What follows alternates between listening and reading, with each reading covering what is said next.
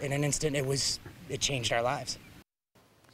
A family from Clarence is issuing an alert tonight after they say a coyote attacked their small dog in their backyard.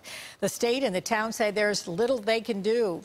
News 4's Dave Graber can tell us why this family wants to at least warn their neighbors about what happened. Dave? Yeah, Jackie, Adam Keller was doing yard work Tuesday afternoon at his home in Clarence when he heard a troubled yelp in his backyard.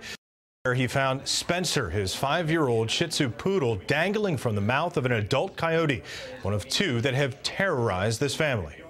I started running from the top of the hill down. When I got to about the runoff area, at that point the coyote had Spencer by the back of the neck and was taking him into the woods. Adam Keller was alone with his dogs when the attack happened on Tuesday afternoon, seemingly out of nowhere. He quickly gathered Spencer and his other dog from the coyotes' reach and brought them to safety. But the coyotes, he says, were brazen and had the taste of blood. Took quite a bite. Took pretty much his neck off, down to the bone. So the vet said one more shake. She was actually pretty surprised that he lived. Adam and Nikki don't keep pet or other food or water outside. They follow the rules. And they say they're left feeling helpless and in fear for their pets and their children. There was nothing I could do. There was no weapons. You were defenseless. In an instant, it changed our lives. Barb Haney is the director of wildlife for the Erie County SPCA. She says such attacks are rare, especially in the afternoon. She also says programs to eradicate coyotes are not always successful.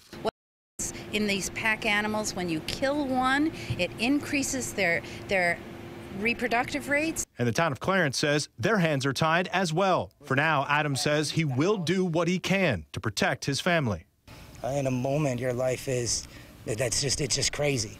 As I said, now I come out with a loaded weapon onto my own yard just to walk my dogs.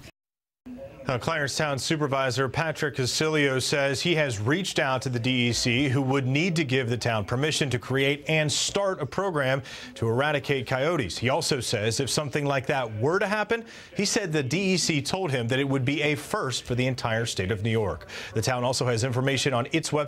Help protect yourself and your family. I'll link you to that through my story on our website, WIVB.com. For now, reporting live in the newsroom, Dave Graber, News 4 at 5.